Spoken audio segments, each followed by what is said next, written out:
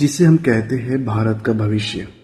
Students, हमारे छात्र छात्राएं कहते हैं कि स्टूडेंट्स ही हमारे देश का भविष्य है, और सच में भविष्य है, क्योंकि इन्हीं के हाथ में आगे चल के बागडोर होगी। अब ऐसे में अगर नीट जैसे एग्जाम अगर लीक हो जाता है तो गलती किसकी है? सिंपल सा है कि फंडा है, सिस्टम खोखला है और सब मिले हुए। अगर मिले हुए नहीं होते तो पेपर लीक नहीं होता, और पेपर लीक हो गया तो कार्रवाई होती, लेकिन कार्रवाई नहीं हुई।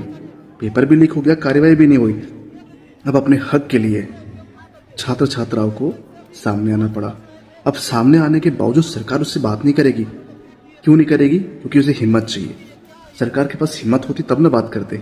अब ऐसे में कुछ दोगले लोग, कुछ ऐसे करप्ट लोग, ऐसे सांसद भवन के ऐसे सांसद विधायक कुछ बातें करने आ जाते हैं, समझाने आ जाते हैं कि छात्रों ने गलत किया, ये सरकार ने गलत किया।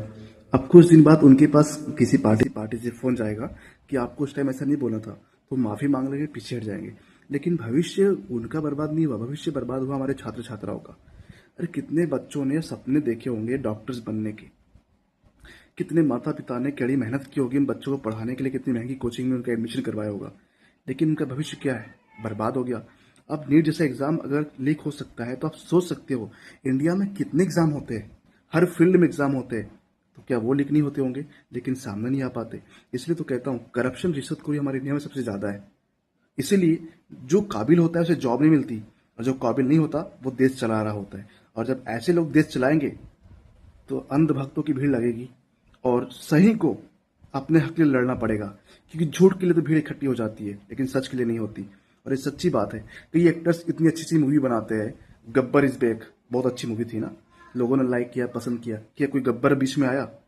हक की लड़ाई स्वयं लड़ना पड़ता है, कोई एक्टर्स बीच में नहीं आता, कोई क्रिकेटर बीच में नहीं आते, क्योंकि वो लड़ाई उनकी नहीं है, उनको पैसा मिलता है। ये लोग कल बाहर से आउट ऑफ कंट्री चले जाएंगे, लेकिन इनको ये नहीं पता है ना कि हमारे देश की क्या या हमारे देश में क्या गलत हो रहा है, किन के साथ हो रहा है, वो नहीं। अब चुनाव आएगा तो विवाद होगा, किस पे? जातिवाद पे, हिंदू मुस्लिम, वो होते रहेगा। क्योंकि इन लोगों, और हम लोग समझदार भी तो नहीं है, इन लोगों की बातों में आ जाते हैं और आपस में लड़ाई झगड़ा करते हैं। दोस्तों याद रखिएगा, जातिवाद के नाम पे लड़ाई झगड़ा बंद करो, क्योंकि जाति सिर्फ एक है। मैं हमेशा कहता हूं सिर्फ मानवता। क्या हिंदू, क्या मुस्लिम, क्या सिख, ईसाई, सब कुछ एक ही है।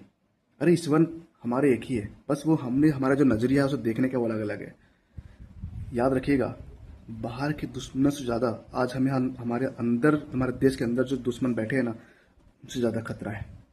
इसलिए जो होनहार है वो पीछे हट जा रहे हैं। जो देश चलाना चाहिए ऐसे व्यक्ति काबिल है वो आगे नहीं आ पाते, बल्कि उन्हें दबा के पीछे हटा दिया जाता है। जो सिस्टम के खिलाफ बोलता है उसकी आवाज बंद कर दी जाती है। यही तो सिस्टम है। अरे समानता का अधिकार कहते हैं, समानता का अधिकार कहाँ है? कहाँ है समानता का अधिकार? लेकिन कहने वाला, बोलने वाला कोई नहीं, और जो बोलता है, मैंने अभी आपको बताया, उसका मुंह बंद करा दिया जाता है। जब चंद्रशेखर आजाद, भगत सिंह जैसे लोग सामने आते हैं तो उनके खिलाफ कार्रवाई करवाते हैं, उन्हें उन पर झूठे आरोप लगाते हैं। जो होता है हमारे सिस्टम में, हमारे देश में।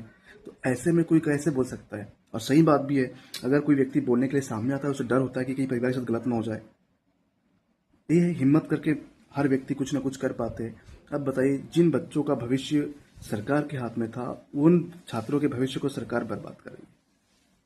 मैं भी एक स्टूडेंट्स हूँ, मैं भी नर्सिंग स्टूडेंट्स था, लेकिन मुझे पता है आरक्षण के चलते बॉयज को भी नौकरी कम मिल पाती है। एम्स में 80-20 का रेशियो चल रहा था। हर जगह अधिकतर महिलाओं को जो आरक्षण दिया जाता है, गर्ल्स को ज्यादा आरक्षण दिया जाता है, फिर बॉयज कहाँ जाएगा? लेकिन अगर कुछ गलत हो तो केस भी महिलाओं पे कम, पुरुषों पे ज्यादा होंगे। तो फिर न्याय कहाँ है, अधिकार कहाँ है? वही शादी होते हैं, वह तलाक होता है, तो एलिमनी पुरुष क्यों देता है, महिला क्यों नहीं देती? बहुत सारी बातें हैं। फिलहाल तो हम बात करते हैं कि अभी जो चल रहा है जंतर मंतर, सच कह रहा हूँ, स्टूडेंट्स के साथ बहुत गलत होता है। और ऐसे में अगर हमारे देश के एक्टर्स, हमारे देश के स्टार, हमारे देश के सांसद विधायक एक जैसे सामने अगर इस बच्चों के भविष्य के लिए अगर नहीं लड़े, तो मुझे पता है कि सिस्टम खोखला है, सब मिले हुए हैं। किसी ने सच कहा था, अगर चोरी आपके घर में हो रही है और घर का कुत्ता अगर नहीं भौंक रहा है तो समझ जाना चाहिए कि चोर कोई अपना है। दोस्तों, ये वीडियो में मैंने सिर्फ अपने दिल की बात आपको बताने की कोशिश की है। अगर आप समझदार है तो बहुत अच्छी बात है, नहीं हो तो कोई भी अच्छी बात है, क्योंकि हमारे देश में समझदारों की कमी नहीं है। इसलिए हमारा देश तरक्की कर रहा है, कहाँ से कहाँ पहुंच गया है। और अभी दूसरी कंट्री में जाके देखिए क्या हो रहा है। एक हमारे देश है जहाँ हमें धरना प्रदर्शन करना पड़ता है, अनशन करना पड़ता है, और अदर जगह हर चीज समय से चलती है। हर व्यक्ति को उसका इंसाफ मिलता है, लेकिन हमारे देश में हर जगह रिश्वतखोरी है, करप्शन है, क्योंकि सिस्टम ही खोखला है। और सच बात यही है। धन्यवाद दोस्तों, थैंक यू।